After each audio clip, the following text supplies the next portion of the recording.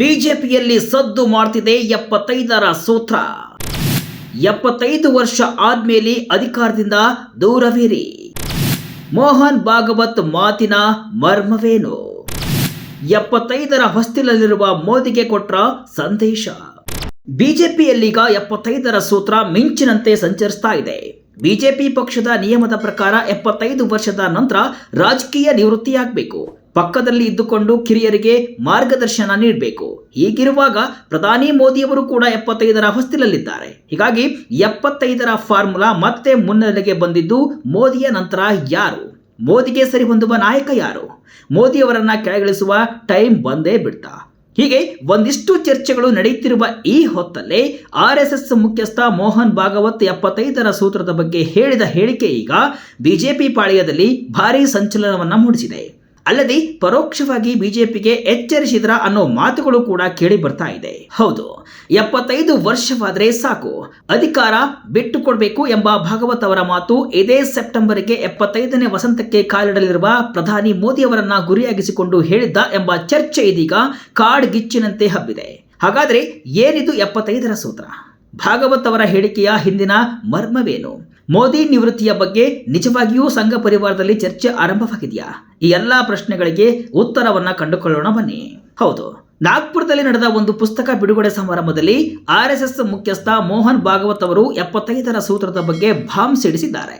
ದಿವಂಗತ RSS ಸಿದ್ಧಾಂತಿ ಮೋರೋಪಂತ್ ಪಿಂಗಳೆ ಅವರನ್ನ ಸ್ಮರಿಸಿ ಅವರು ಹೇಳಿದ್ದ ಒಂದು ಮಾತನ್ನ ಇಲ್ಲಿ ನೆನಪಿಸಿಕೊಳ್ತಾರೆ. ಇದು ಈಗ ಬಿಜೆಪಿ ಪಡೆಯಲ್ಲಿ ಟೆನ್ಷನ್ ಅನ್ನು ತಂದಿದೆ. ಮೋರೋಪಂತ್ ಪಿಂಗಳೆ ಒಮ್ಮೆ ಹೇಳಿದ್ರು, ನಿಮಗೆ 75 ವರ್ಷವಾದ ನಂತರ ಯಾರಾದರೂ ಶಾಲು ಹೊದಿಸಿ ಸನ್ಮಾನವನ್ನ ಮಾಡಿದ್ರೆ ಅದರ ಅರ್ಥ ನೀವು ಈಗ ರಾಜಕೀಯವನ್ನ ನಿಲ್ಲಿಸಬೇಕು. ನೀವು ವಯಸ್ಸಾದವರು, ಪಕ್ಕಕ್ಕೆ ಸರಿದು ಇತರರಿಗೆ ಅವಕಾಶವನ್ನ ಮಾಡಿಕೊಡಿ ಅಂತ ಹೇಳಿದ್ರು. ನಿಮಗೆ 75 ವರ್ಷವಾದಾಗ ನೀವು ಈಗ ನಿಲ್ಲಿಸಬೇಕು ಮತ್ತು ಇತರರಿಗೆ ದಾರಿ ಮಾಡಿಕೊಡ್ಬೇಕು ಅಂತ ಮೋಹನ್ ಭಾಗವತ್ ಅವರು ಹೇಳಿದ್ದಾರೆ. ಈ ಮಾತನ್ನ ಪರೋಕ್ಷವಾಗಿ ಮೋಹನ್ ಭಾಗವತ್ ಯಾರಿಗೆ ಹೇಳಿದ್ರು ಅನ್ನೋ ಚರ್ಚೆಗಳು ಈಗ ಶುರುವಾಗಿದೆ. ಯಾಕಂದ್ರೆ ನಾನು ಆಗಲೇ ಹೇಳಿದ ಹಾಗೆ ಸೆಪ್ಟೆಂಬರ್ 17ಕ್ಕೆ ಪ್ರಧಾನಿ ಮೋದಿ ಅವರಿಗೆ ಬರ್ತಿ 75 ವರ್ಷ ತುಂಬಲಿದೆ. ಹೀಗಾಗಿ ಭಾಗವತ್ ಹೇಳಿಕೆ ಚರ್ಚೆಯನ್ನ ಹುಟ್ಟು ಹಾಕಿದೆ. ಮೋಹನ್ ಭಾಗವತ್ಗೂ ಸೆಪ್ಟೆಂಬರ್ನಲ್ಲಿ 75 ವರ್ಷ, ಮೋದಿಗಿಂತ 6 ದಿನ ಮೊದಲೇ 75 ವರ್ಷ. ಹೌದು, ಮೋಹನ್ ಭಾಗವತ್ ಅವರಿಗೆ ಇದೇ ಸೆಪ್ಟೆಂಬರ್ 11ರಂದು 75 ವರ್ಷ ತುಂಬಲಿದೆ. ಅದಕ್ಕಿಂತಲೂ ಮುಖ್ಯವಾಗಿ ಪ್ರಧಾನಿ ಮೋದಿ ಅವರು ಭಾಗವತ್ ಅವರಿಗಿಂತ ಕೇವಲ 6 ದಿನಗಳ ನಂತರ ಅಂದರೆ ಸೆಪ್ಟೆಂಬರ್ 17, 2025ರಂದು ತಮ್ಮ 75ನೇ ಜನ್ಮದಿನವನ್ನ ಆಚರಿಸಲಿದ್ದಾರೆ. ಈ ಹಿನ್ನೆಲೆಯಲ್ಲಿ ಭಾಗವತ್ ಅವರ ಹೇಳಿಕೆ ಸ್ವಯಂ ಅನ್ವಯದ ಜೊತೆಗೆ ಪ್ರಧಾನಿ ಮೋದಿ ಅವರಿಗೂ ನೀಡಿದ ಪರೋಕ್ಷ ಸಂದೇಶವೇ ಎಂಬ ಪ್ರಶ್ನೆ ಇದೀಗ ರಾಜಕೀಯ ವಲಯದಲ್ಲಿ ಪ್ರತಿಯೊಬ್ಬರನ್ನು ಕೂಡ ಕಾಡ್ತಾ ಇದೆ. ಭಾಗವತ್ ಹೇಳಿಕೆ ಮೋದಿ ಕಾಲೆಳೆದ ವಿಪಕ್ಷಗಳು. ಮೋಹನ್ ಭಾಗವತ್ ಅವರ ಹೇಳಿಕೆ ಹೊರಬೀಳ್ತಾ ಇದ್ದಂತೆಯೇ ವಿರೋಧ ಪಕ್ಷಗಳು ಇದನ್ನ ಪ್ರಬಲ ಅಸ್ತ್ರವನ್ನಾಗಿ ಬಳಸಿಕೊಳ್ಳಲು ಮುಂದಾಗಿವೆ. ಬಿಜೆಪಿಯಲ್ಲಿ 75 ವರ್ಷ ಮೀರಿದ ನಾಯಕರಿಗೆ ಕಡ್ಡಾಯ ನಿವೃತ್ತಿ ನೀಡಿದ ಸಂಪ್ರದಾಯವನ್ನ ನೆನಪಿಸಿ ಪ್ರಧಾನಿ ಮೋದಿ ಅವರ ಕಾಲೆಳೆಯಲು ಆರಂಭಿಸಿವೆ. ಶಿವಸೇನೆ ಸಂಸದ ಸಂಜಯ್ ರಾವತ್ ಈ ಬಗ್ಗೆ ನೇರವಾಗಿ ಮತ್ತು ಖಾರವಾಗಿ ಪ್ರತಿಕ್ರಿಯಿಸಿದ್ದಾರೆ.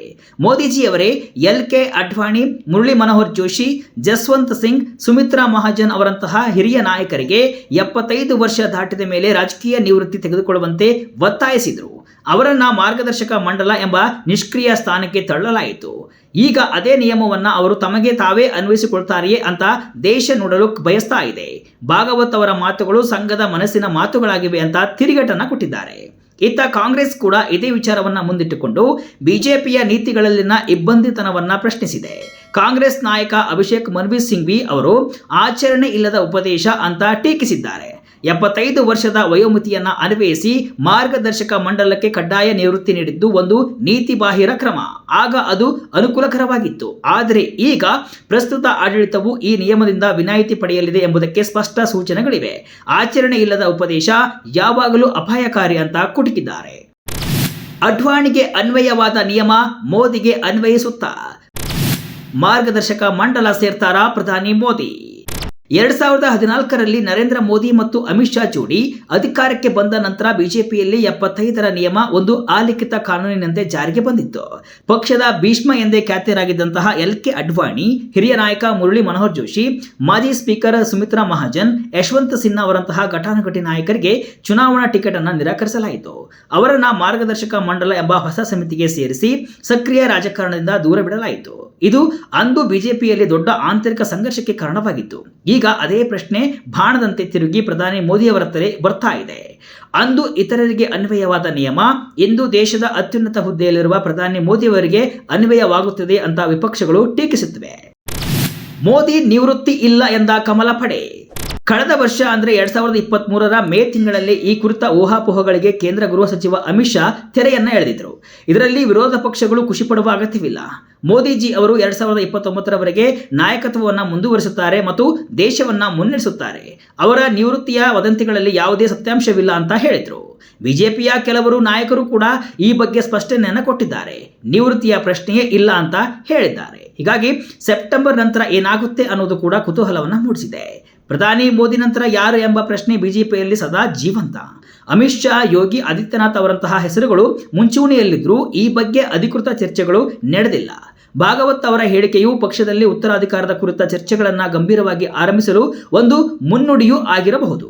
ಮೊನ್ನೆ ನಡೆದ RSS ಮೀಟಿಂಗ್ನಲ್ಲೂ ಕೂಡ ಮೋದಿಯ ನಂತರ ಯಾರು ಎಂಬ ಚರ್ಚೆಯೂ ಕೂಡ ನಡೆದಿದೆ ಎನ್ನಲಾಗಿದೆ. ಒಟ್ಟಿನಲ್ಲಿ ಮೋಹನ್ ಭಾಗವತ್ ಅವರ ಒಂದು ಹೇಳಿಕೆ ಕಮಲ ಪಾಳ್ಯದಲ್ಲಿ ಮತ್ತು ರಾಷ್ಟ್ರ ರಾಜಕಾರಣದಲ್ಲಿ ಹಲವು ಪ್ರಶ್ನೆಗಳನ್ನು ಹುಟ್ಟುಹಾಕಿದೆ.